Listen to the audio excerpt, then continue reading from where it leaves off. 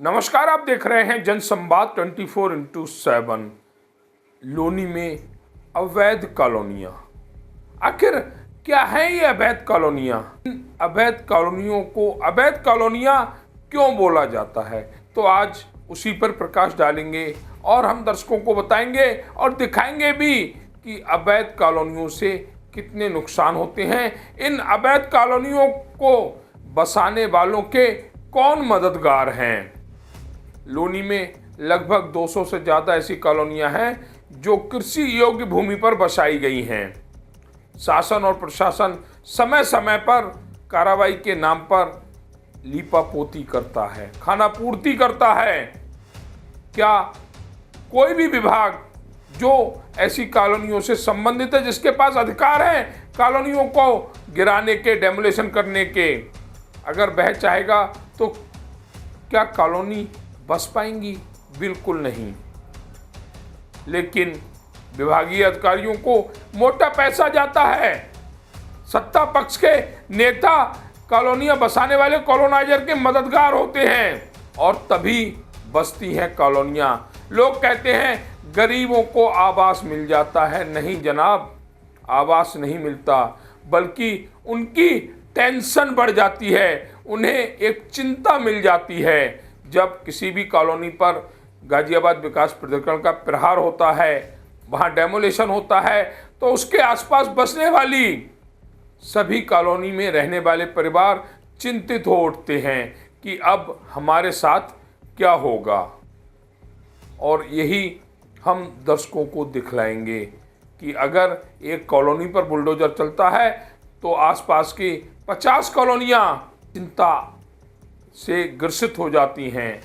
और ये हम इसलिए नहीं कह रहे हैं, इन कॉलोनियों के कारण उन कॉलोनियों का विकास रुक जाता है जो गाजियाबाद विकास प्राधिकरण से नक्शा पास कराकर तैयार की जाती हैं। कृषि योग्य जमीन पर प्लॉटिंग करते हुए कॉलोनाइजर कॉलोनी तो बसा देते हैं, लेकिन आम आदमी उनके चक्रव्यूह में फंस जाता है और कॉलोनियाँ बिना विभागीय अधिकारियों के और नेताओं की मर्जी के बिना नहीं तैयार हो सकती।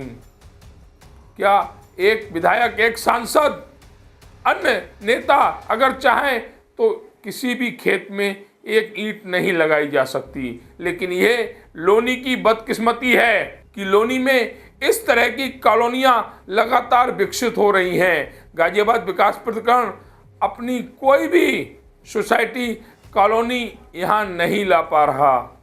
वहीं दूसरी तरफ गरीबों को किस्तों पर प्लॉट देकर यह कॉलोनाइजर उन्हें ठगने का प्रयास करते हैं। और यही कारण है कि लोनी में सबसे ज़्यादा अवैध कॉलोनियां विकसित की जा रही हैं।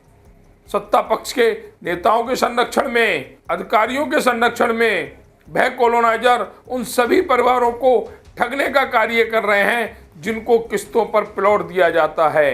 एक एक प्लॉट की 2-2, 3-3 बार रजिस्ट्री हो जाती है। उसके बाद जो गरीब लोग यहाँ पर प्लॉट खरीदते हैं, जब सच्चाई से वाकिफ होते हैं तो अपने आप को लुटा हुआ महसूस करते हैं, लेकिन तब तक बहुत देर हो चुकी होती है। यही हकीकत है इन कॉलोनियों की, जिनके कारण अन्य कॉलोनियों का जो गाजियाबाद विकास प्राधिकरण से पास है, उनका विकास अवरुद्ध होता है। कॉलोनाइजर प्लॉट काटकर गरीबों को बेचकर निकल जाते हैं। फंसा रह जाता है वह आम आदमी जो यहाँ पर अपने मकान बनाने का सपना देखता है।